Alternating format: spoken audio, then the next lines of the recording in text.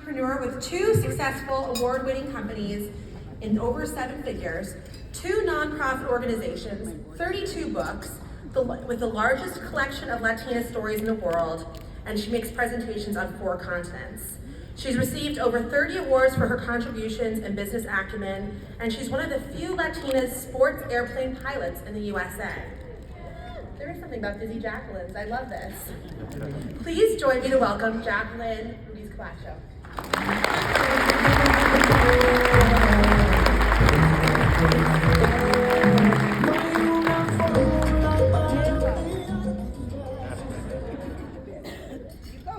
If I know one thing, is that landing on your dreams is mandatory. You see, someone that looks like me, at my age, as a woman, as a Latina, should not be out there soaring the skies. But yet, when a mission finds you, you surrender. This is the story of a little girl that was born in Mexico City that saw both of her parents create magic by having their own business. And little did I know that in this polluted, overcrowded city, a city filled with amazing opportunities, the juxtaposition of perhaps crime, pollution, overpopulation, but yet a place where things can happen. And as I was encountered by amazing literature from my parents, literature that shaped the way that I began to think about life. Authors like Zig Ziglar, Napoleon Hill, Dale Carnegie, started to shape the early thoughts about what I thought a life of significance could look like. One of those profound thoughts was, if you help enough people get to their dreams, you will achieve your dreams. And as this little girl found herself in a world where we might have had scarcity, but yet when I was reading those amazing books and living in this amazing, majestic city, I started to find some amazing things about what life could look like, despite my circumstances. And one day, I went to the backyard and I climbed on this beautiful fig tree. I gathered as many figs as I could. I got a little wobbly table and I decided to start my first business. Now, you might have an agenda, you might have an idea of what you want to do, but the other people might not have your same agenda. So what I started noticing very quickly is that most people were ignoring the fact that I had a brand new business. And a combination of those amazing books and seeing my parents in action as entrepreneurs created something inside of me. I said, well, I'm not just gonna sit on the sidelines. I'm going to provoke something. I'm gonna take action. So I started chasing people down the street.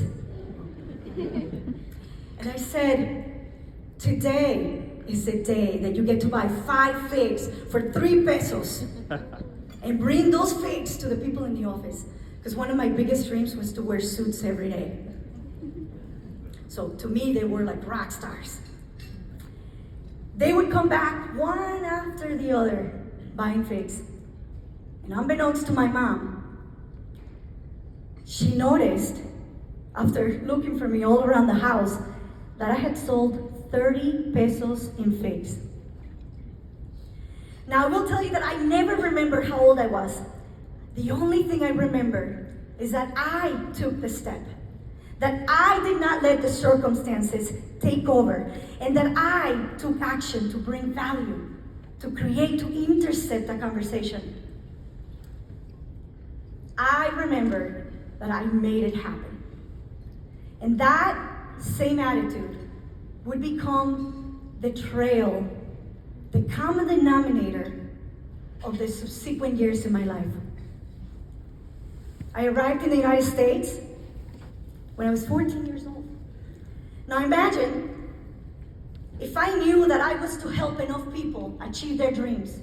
The very first challenge that I encountered was I did not know how to speak the language. How was I going to solve that issue? How could I communicate? How could I find out what was the yearning desire of other people to have, so I can help them achieve their dream? So I started to bring the back of shampoos, billboards, always inquiring about what the words meant.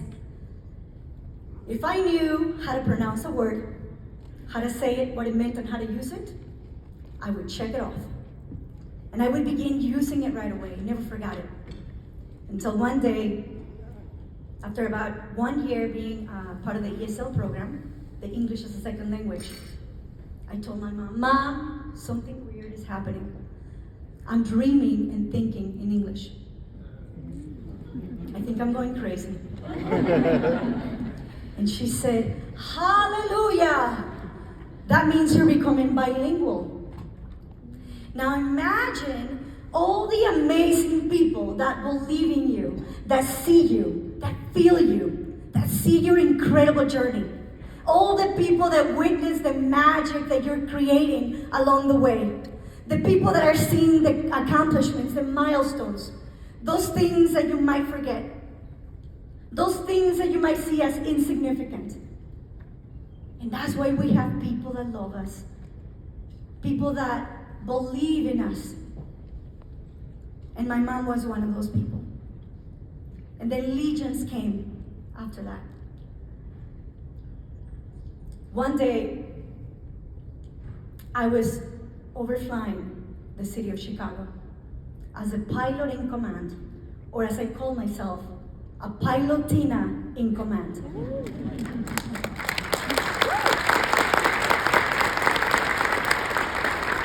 See, when there's not a lot of you, you have more liberty to create your own words, right? So a friend of mine said, "Well, I am also less than 1% of architects in the United States, and I'm a Latina, so I'm gonna follow that inspiration, and I'm gonna be called Architina." And many other new words have been created. And I found myself in this micro moment. Imagine, I am overflying one of the most beautiful cities in the world. Isn't it true? Chicago is one of the most beautiful cities in the world. Making sure, of course, that I fly between the very narrow Bravo and Charlie airspace, a three-dimensional tunnel from the Eisenhower between the Midway airspace and the O'Hare airspace. You will find 2 fighter jets shooting me down in about 5 minutes if I enter any of those without permission. And as I'm flying the beautiful city of Chicago, and I have that perspective from Lake Michigan, sitting on the left side as a pilot in command, I remembered one thing that was so profound, and probably the one thing that allows me to be here with you today. Not only alive, but the one thing that created the burning desire for the rest of my life. The one thing that activated the sense of urgency to serve. And that was when I found myself at 23 years old, laying in a hospital bed at Northwestern Hospital. After I ate an Indian spice, as I wanted to be adventurous and embrace the Indian culture, the spice that would save my life. I was 23 years old, brand new entrepreneur. I wanted to embrace this incredible experience. I put an Indian spice, which also unbeknownst to me, was the queen of spices, cardamom. Little did I know that that spice was gonna activate a congenital condition that happens in 1 out of 150,000 people in this part of the hemisphere. And I was a lucky pilotina to have type 2, which is 3% of the cases found. Very common in young Japanese girls. As far as I knew, I was 100% Mexican. Con el nopal y todo. That ended up with a trip at Northwestern, where they have the best gastrointestinal doctors in the world, right here in Chicago. And what the spice caused is the activation of that condition, which is a simple cyst, something simple, but it was between my gallbladder and my liver.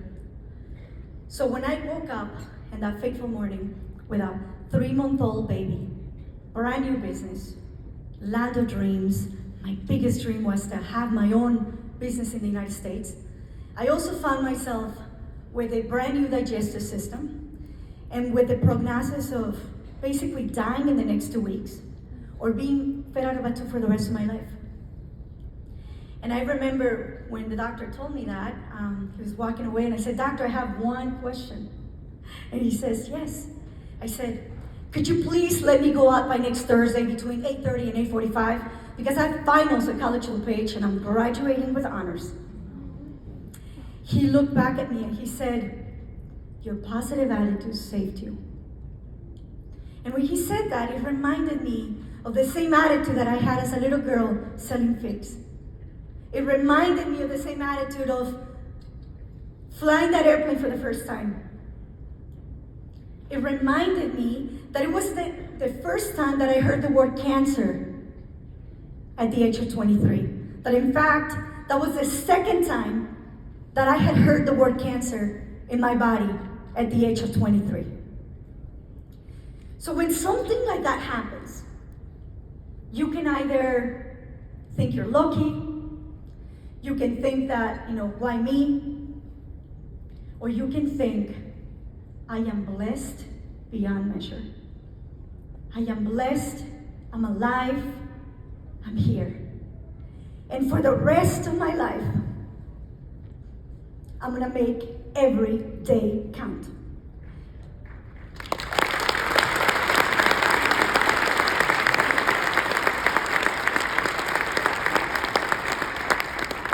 In fact, not every day count, but every micro moment count. Because if I do the math, I've experienced millions and millions of micro moments. And it all starts with that attitude of gratitude. It all starts with a yearning desire to serve. It all starts with the surrendering of a mission. And little did I know that 9 years after that experience, I was going to be the pilot in command of a plane. And you know what? Something significant that happened in my 8 years of flying airplanes as a light sport aircraft pilot. I've taken over 100 passengers. I have witnessed the very first exhibit dedicated to Latinas in aviation in the world.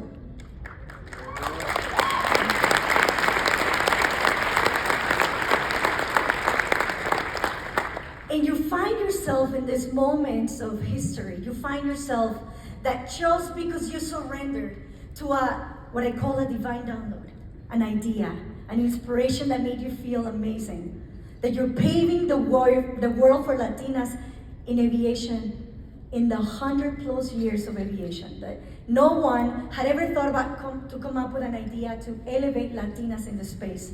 Aeronautical engineers, NASA investigators, aerial traffic controllers, captains, pilots, all across the board. And yet, as small and as tiny as this industry might be, I'm trying to change that. Because I know that my initial feeling for becoming a pilot, believe it or not, after I took a discovery flight, was that I was a little closer to God. So if I had a prayer, it would get a little closer, faster. And I didn't realize that even though I didn't look like the people that were getting their license, I didn't look like the 80% of the people that started their process and never finished. I didn't look like the other people that had been flying or maybe had a dream of flying. I just surrendered to this divine download. I felt the first 5 months of my training that I was strapped to a plane. And you might feel like that. You might feel like you're strapped to society. You might feel like you're strapped to your limitations. You might feel like you're strapped to something that doesn't represent you. And it wasn't until 5 months into my training that my instructor said, I want you to land the airplane. I want the back wheels of this plane to touch the numbers on that runway. And I said, that's impossible. He said, you're the pilot in command. I'm like, but the plane wants to keep flying. The plane wants to go to the left. The plane wants to sink. You're the pilot in command. And it was that day that I had a transformation of my mindset. I said, if I think in a two-dimensional way, if I fly the plane the way that I drive a car, I wouldn't exist today. So I had to shift and enter a three-dimensional space where the rules are different, where the things that you know change, where this new unlimited ecosystem opens up for you. And that became a magical moment, because that was the day that I realized that I wasn't strapped to anything, that I was free, and that I was the pilot in command. And those wings were my wings. And that changed the game for me.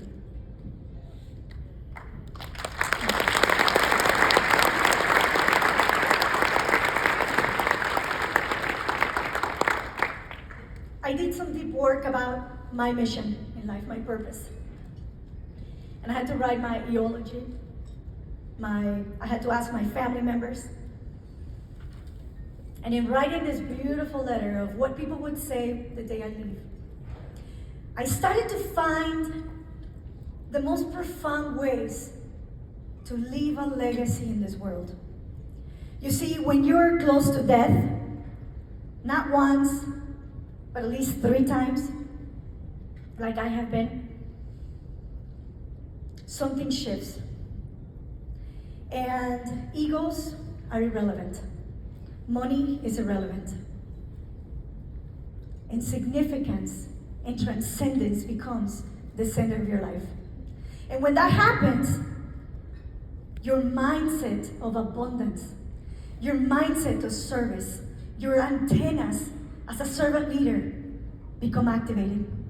And I went on a mission to find the most profound ways that if I died tomorrow, people would remember that I existed.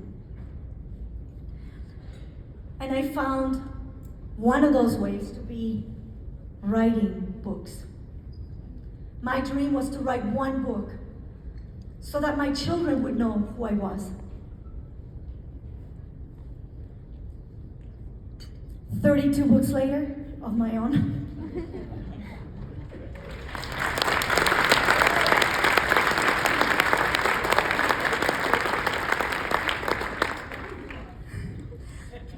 I know that in 200 years, somebody will find a treasure, a treasure box of some kind. And inside, they will find a Pilotina book. And they'll probably remember me.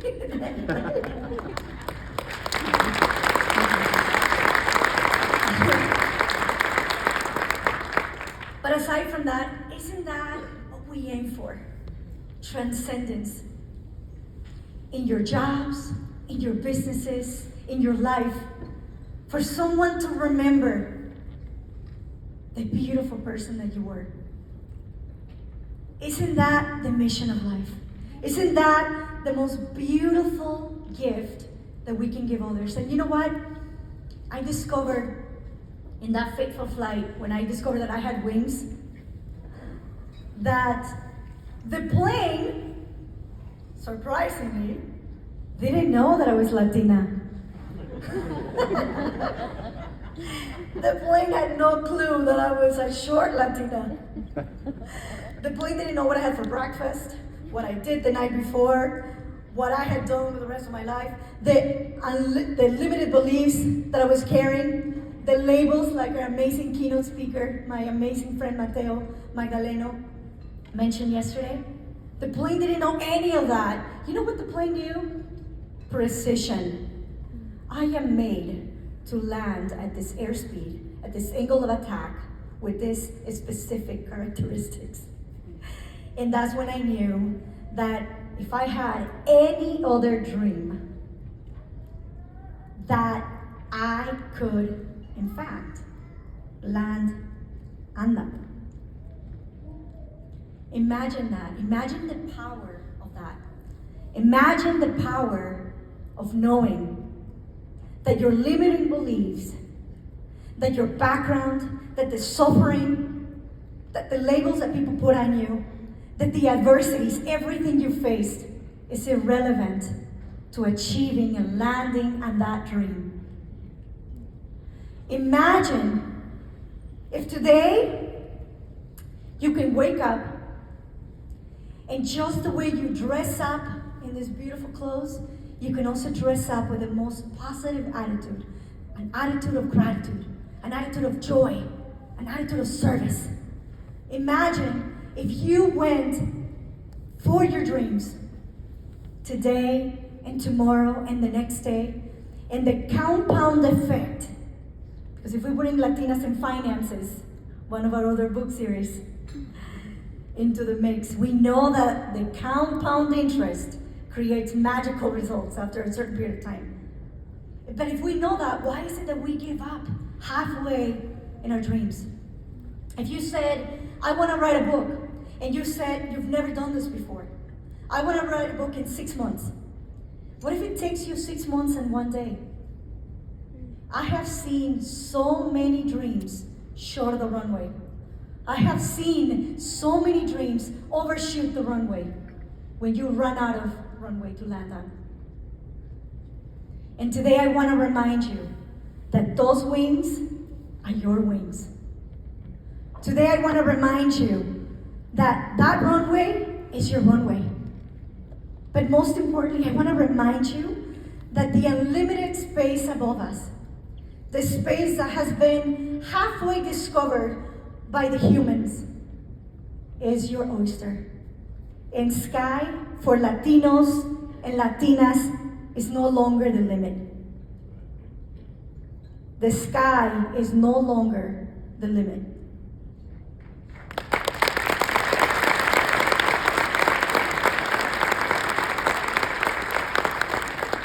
So if you don't remember anything of what I said, when those moments of doubt and fear and indecision, just like Napoleon Hill said, he said, fear, doubt, and indecision are the three things that will keep you away from your dreams.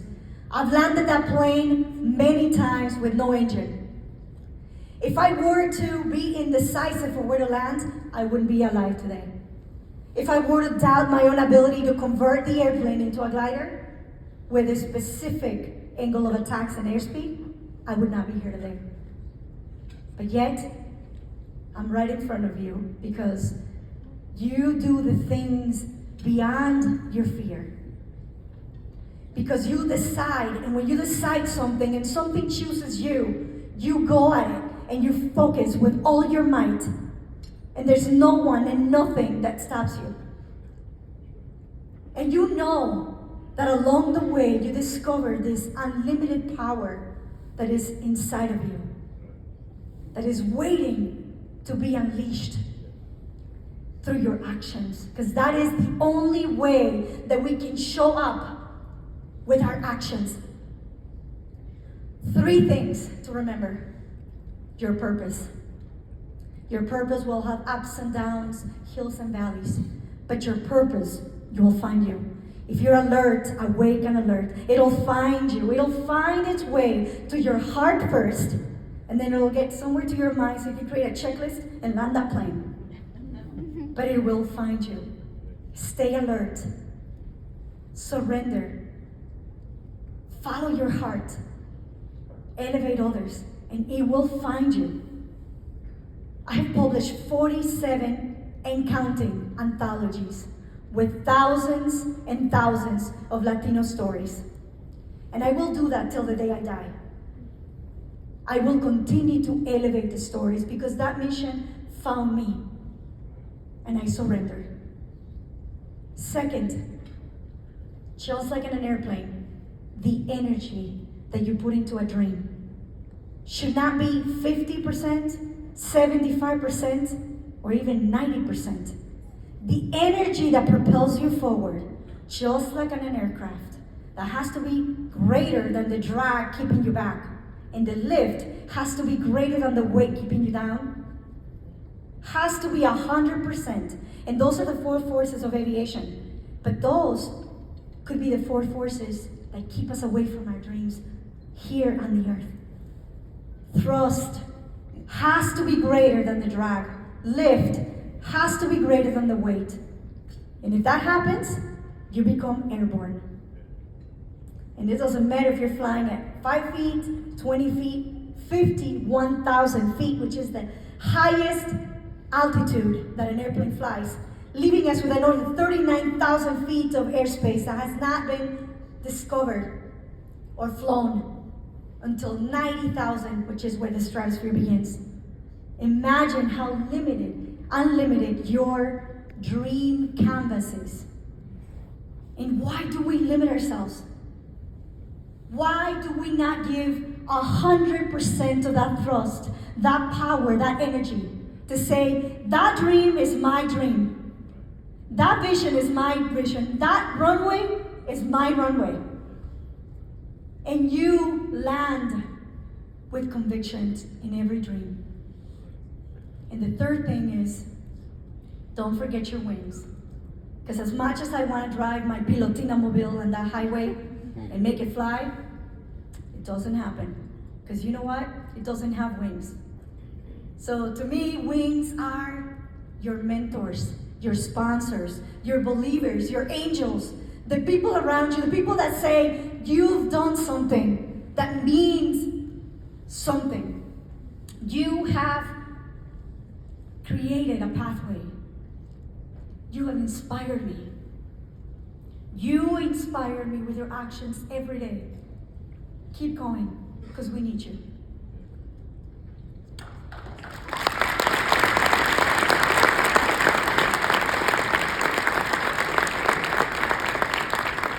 Whether you're a cancer survivor, poverty survivor, stigma survivor, bad attitude survivor, you can go on. You are the pilot in command. And how beautiful is that?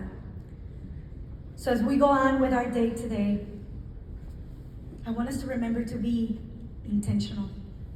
I want us to remember to be joyful, to be the light that lights up the room, to be that one person that sees beyond that two-dimensional space that most people seem to be in, to be the Latino, the Latina, the servant leader, the pastor, the teacher, the doctor that elevates consciousness, to be the one that paves the way for those that didn't think it was possible, to land that plane, to land it exactly where you want to land that plane, to not let anyone tell you that you're strapped to anything, to extend your wings, and to remember that taking off is optional, but landing on your dreams is mandatory.